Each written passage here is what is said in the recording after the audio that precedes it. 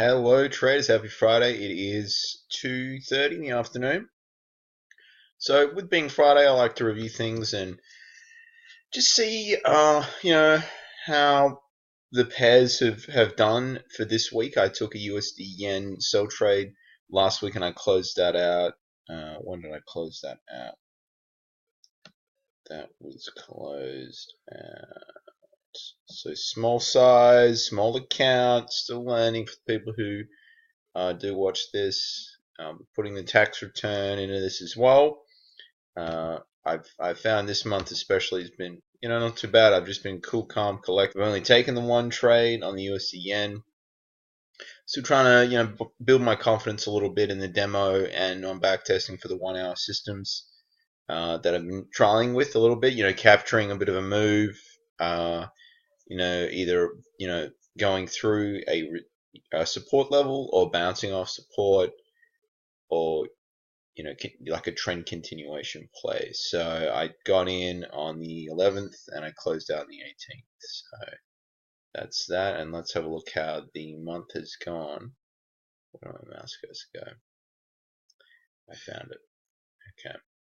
So this account here is with my Oanda account.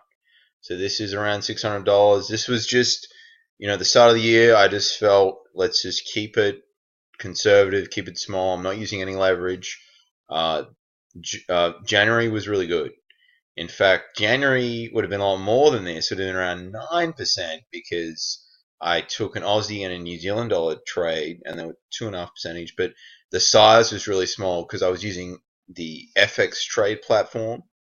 So luckily, I didn't have too much risk, but it was all frustrating that it just went off at the start of the year. You can go check that out. That was Anyway, that's fine. So that's what that was. And then just one losing trade in February. Wants to load up. It's been. There we go. Okay, pardon me. So I had.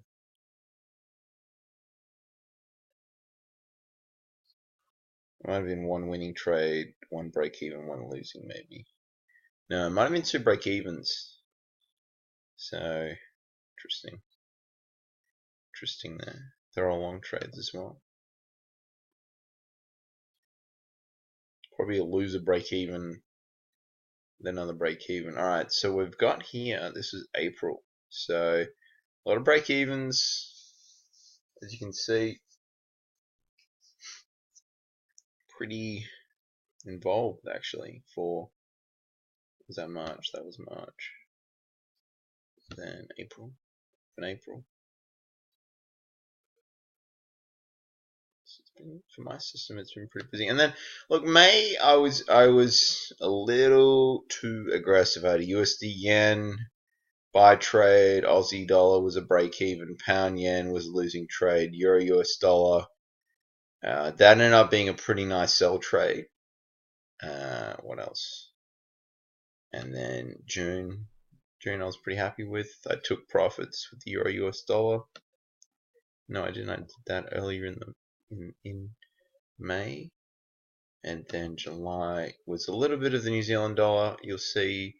And no, it's only the USD yen. Okay, so no New Zealand dollar on this one. Alright. So that's how it's looking currently. So nothing spectacular. Now, this is a little convoluted because this account, I should have probably started a fresh account, but I just, I couldn't really be bothered, so, which is a little slack. But I had $5,000 in this account originally as a managed account, and then I took that money out, except, $500. I think it was $513 or something was the beginning amount. So this year is 5.42%. So not really super great, but just I'm continuing to, build my confidence a little bit and be picky and know when to be aggressive though, and that's the thing. And learn to add size over time and things like that. But that is that for the Oanda account. Now the Axie Trader account, I've been doing the 1 hour system, so everyone's messaging me.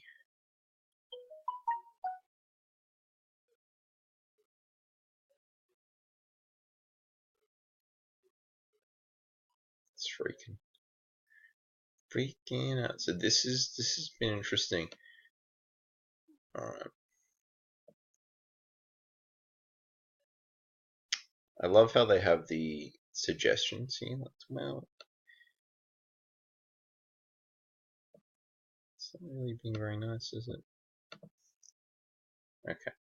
So this has been open from May, and this is the account you see here. The problem with this is it's hard to manage the risk management on such a small account with just simply using lots. So I had this issue in my very first trade with the pound yen. As you can see, that's not what I want to risk, but I was like, you know what? I was very aggressive. I was like, I knew it was more than 2%.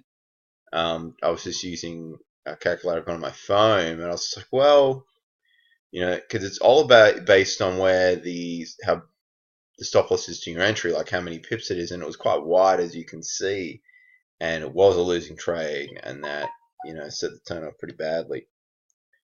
All right, so that's that. We'll go back to there. We go. Okay, so this is sort of fresh. This is fresh. So it is this month 1.97%. That was made on the USD yen this week, and it was and New Zealand dollar as well. So I'll go to that.